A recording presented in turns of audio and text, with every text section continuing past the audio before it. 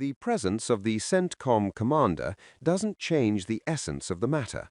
We were told that he came to visit their warship, Abraham Lincoln, from there. It was a request from the Americans, in the context of maintaining the usual courteous interactions, for him to be present. I stated that we firmly opposed his presence. We said we do not accept the presence of a military figure in our negotiation process, regardless of the purpose for which he came.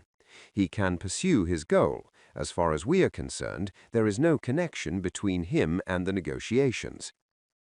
A direct meeting did not take place between Iranian and American delegations, but we had an encounter, what shall we call it for the sake of diplomatic courtesy. When delegations arrive, there is in any case a handshake and an initial courtesy. Yes, in the past years was also being done.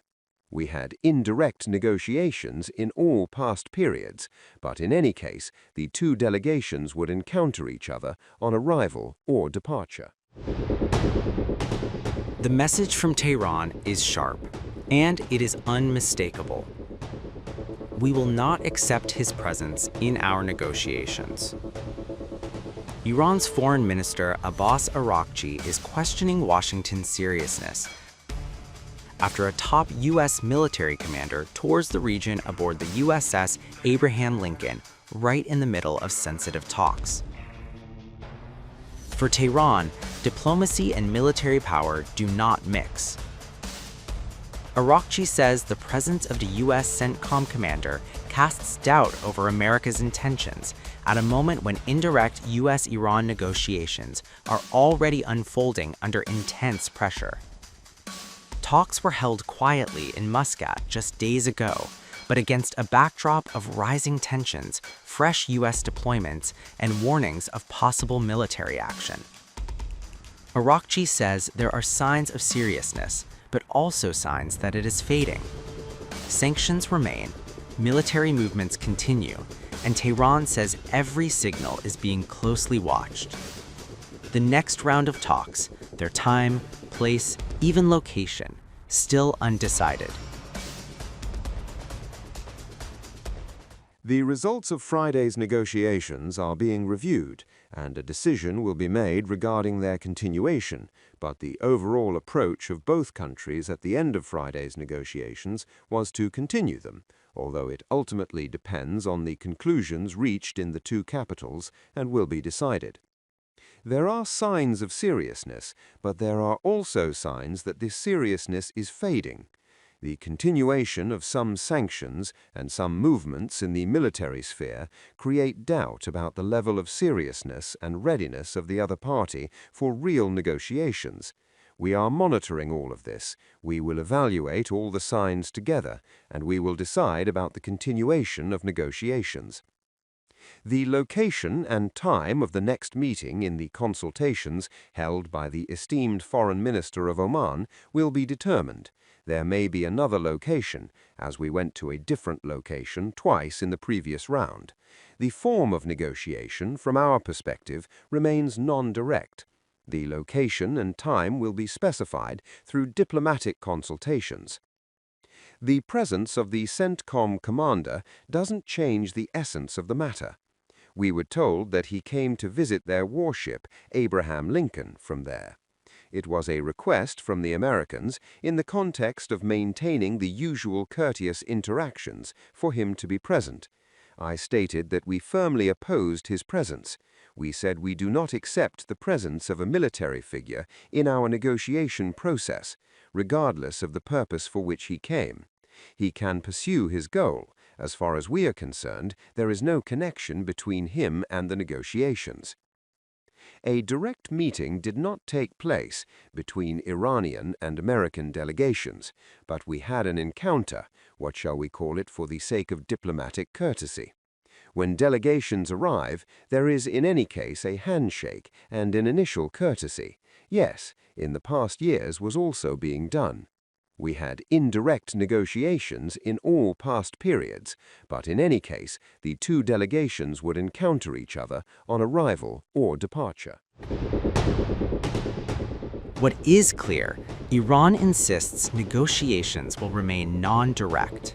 No formal meetings, no table across from Washington, only indirect channels, and at most, a brief diplomatic encounter. Unconfirmed reports now add fuel to the standoff, claiming Araghchi refused to allow the U.S. commander into the negotiation room for over 20 minutes and declined to shake his hand when he finally entered.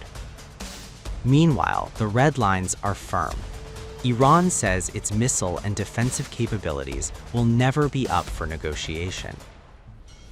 And if Washington chooses force, Tehran warns it will not strike U.S. soil, but American bases across the region will be legitimate targets.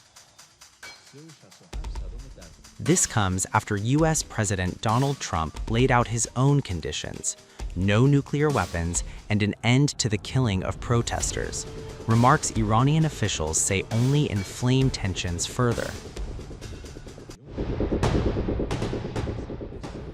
Tehran maintains enrichment is its inalienable right. Zero enrichment is off the table, and its nuclear file can only be resolved through negotiations. The talks may continue, or they may collapse, but one thing is clear. Between diplomacy and deterrence, the line has been drawn. What does it mean that Iran is going to turn it into a regional war? In my view, this is very clear. If the U.S. attacks us, it is evident that we don't have the ability and access to attack U.S. territory, the country, and therefore have to attack or retaliate to U.S. bases in the region. And unfortunately, U.S. bases are spread all over the region. Yes, there is very, very deep distrust. How trust can be built? In my view, this is not easy. This distrust, of course, was created by the United States.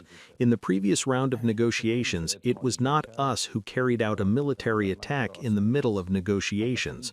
In fact, the first bomb that was fired at us was fired at the negotiating table. The Americans betrayed diplomacy in the previous round, and this time, if we are to return again to the negotiating table, they must create trust. We never left the negotiating table. We never adopted threatening approaches toward our neighbors. We have always been ready for diplomacy, but diplomacy that guarantees Iran's interests is conducted from an equal position and is based on respect. In light of these American demands, what's your situation? How are you going to deal with them, the demands? Our talks yesterday were only about Iran's nuclear program, and the Americans did not introduce any issue beyond that. Of course, yesterday's talks were held indirectly through Oman, but our prior agreement was that we would speak only about the nuclear issue, and that agreement was met yesterday during the negotiations. The matter of zero enrichment is, from our perspective, completely outside the scope of the talks.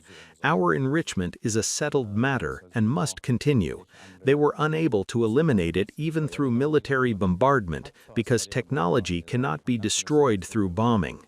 We are ready to reach an agreement that builds confidence regarding enrichment in Iran. We have no problem with that, but the principle of enrichment must certainly be accepted.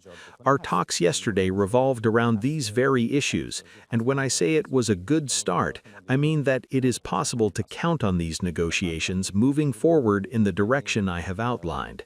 The other issues you mentioned, the missile issue and defense matters, are our defense and security issues and are in no way negotiable, neither now nor at any time in the future.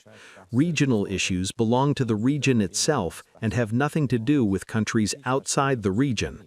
Iran's internal issues also belong to the Iranian people, and no foreign country has the right to interfere in Iran's internal affairs. Domestic issues in Iran have been explained many times. We certainly recognize the right to peaceful demonstrations and the expression of protests. This is explicitly stated in our constitution. But peaceful demonstrations and the expression of protests are completely different from armed attacks. What we witnessed in Tehran and other Iranian cities over 10 days were demonstrations, and the protests themselves were fully accepted. The government was also engaged in talks with leaders of the demonstrators, but on the 8th, 9th, and 10th of January, we were faced with a terrorist action. های 8، 9 و 10 ژانویه ما با یک حرکت تروریستی مواجه شدیم.